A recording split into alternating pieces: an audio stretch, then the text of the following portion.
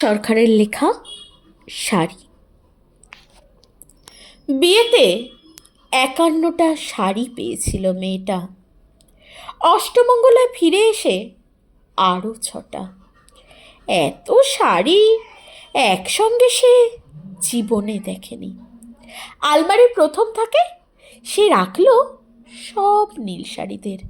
হালকা নীল একটাকে জড়িয়ে ধরে বলল, তুই আমার আকাশ। দ্বিতীয় থাকে রাখলো সব গোলাপিদের। একটা গোলাপিকে জড়িয়ে এসে বলল, তোর নাম অভিমান। তৃতীয় থাকে 3টে ময়ূর যেন 3 দিক থেকে ছুটে আসা সুখ। তেজপাতা রং যে শাড়িটার, তার নাম দিল বিষাদ। সারা বছর সে শুধু শাড়ি উপহার পেল। এত শাড়ি সে কি করে এক জীবনে পড়বে? কিন্তু বছর যেতে না যেতে ঘটে গেল সেই ঘটনাটা।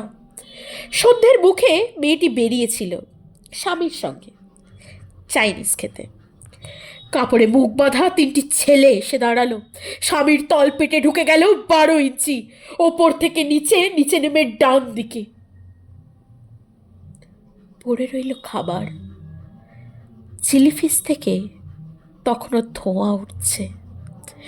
এর নাম রাজনীতি, বলেছিল পাড়ার লোকেরা। বিয়েতে ৫১টা শাড়ি পেয়েছিল মেয়েটা। অষ্টমঙ্গলায় ফিরে এসে আরও ৬টা। একদিন দুপুরে শাশুড়ি খবিয়ে সমস্ত শাড়ি বের করে 6তলার বারান্দা থেকে উড়িয়ে দিল নিচের পৃথিবীতে।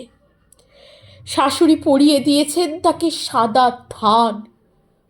19 বছরের একটা মেয়ে, সে একা।